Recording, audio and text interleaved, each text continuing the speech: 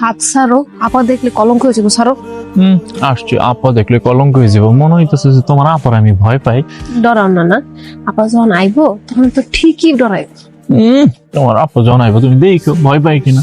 আমার তো খাই কোনো কাজ নাই যে তোমার আপারে আমি আমার বাড়িতে থেকে ভয় পাবো। তোর এত বড় সাহস, তুই আমার বোনের হাত ছাড়, হাত ছাড়, আমার বোনের হাত ছাড়।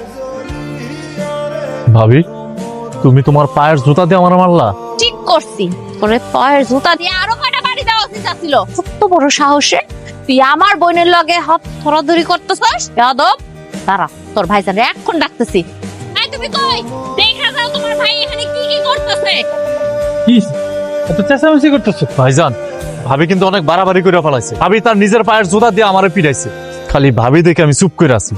আজকে যদি এই জায়গায় অন্য কেউ হইতো তাহলে তার হাত এতক্ষণে ভাঙ্গা দিতাম। নীলু, শুভ সব কি কইতেছে? তুমি ওরে জুতা দিয়ে মারছো? হ্যাঁ মারছি। ও আমার বোনের হাত ধরে টানাটানি করতেছিল। তোমার ভাই একটা বেয়াদব চরিত্রহীন লম্পট। শুভ, তুই কি মিতুর হাত ধরে টানাটানি করছস? সি সি সি সি শুভ, তুই এই কামটা কেমনে করতে পারলি? মিতু বৌমার ছোট বোন, আমাকে বাড়ির মেহমান, তুই তার হাত ধরে কেন টানাটানি করবি? এই বাড়িতে থেকে এই শিক্ষা পাইছ? তোর মতন লম্পটরে এইভাবে জুতা পেটাই করা উচিত। মা, তুমি ভুল বুঝতেছো। তুমি জানো না তোমার পোলাটা কেমন। আমি কোনো বকাটে লম্পট পোলা না। মা, আমি মিতুরে ভালোবাসি, মিতু আমারে ভালোবাসে। আমরা দুইজনকে অনেক ভালোবাসি মা।